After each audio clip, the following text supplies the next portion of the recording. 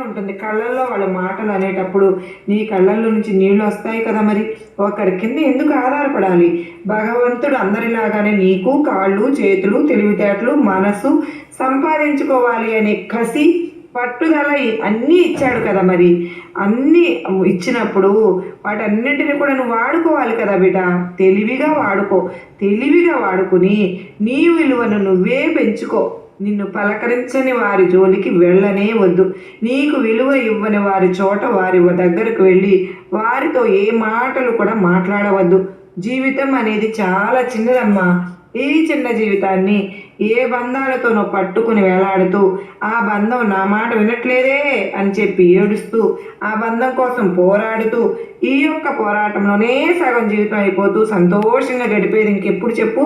నీకు చక్కటి బిడ్డలు ఉన్నారు. సంతోషంగా వారితో గడుపు. రూపాయిని సంపాదించుకో. ప్రశాంతంగా జీవితాన్ని ఎంజాయ్ చేయి. సంతోషం సగం బలాన్ని ఇస్తుంది కదా బిడ్డ. ఈ యొక్క సగం బలం వల్ల ఆరోగ్యంలో ఎంత మంచి మార్పు వస్తుందో తెలుసా? పాజిటివ్గా ఆలోచించు. ఇంట్లో నిత్యం దీపారాధన చేసుకుంటూ ఉండు. నువ్వు ఉదయం పూట కుదరకపోయినా సరే సాయంత్రం పూట అయినా దీపం వెలిగించుకో. దీపం పరబ్రహ్మ స్వరూపం అమ్మ. దీపం చీకటి వెలుగుని ఆ వెలుగులో చీకటి దహించి వేస్తుంది. ఆ కర్మలన్నీ కాలిపోతాయి, దరిద్రాలన్నీ కూడా కొట్టుకుపోతాయి. కనుక నిత్యము దీపారాధన చేసుకుంటూ నీకు వచ్చిన అదృష్టాలను, నీకు వచ్చిన సంతోషాలను, వీటన్నిటిని కూడా ఇచ్చిన భగవంతునికి ధన్యవాదాలు చెప్పు. నీ యొక్క సంతోషాలను ఎప్పుడు కూడా నీ నోటి వెంట పలుకుతూ ఉండు. ఇవన్నీ ఇచ్చినందుకు ధన్యవాదాలు చెప్పుకుంటూ ఉండు.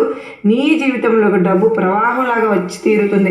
ప్రవాహంలాగా గుర్తుంచుకో తల్లి, ప్రవాహంలాగా వచ్చేస్తుందమ్మా. ఖచ్చితంగా నా మాట అనేది జరిగే తీరుతుంది. నీ జీవితంలో ఆ ఒక్కరోజు నన్ను తలుచుకో బిడ్డ.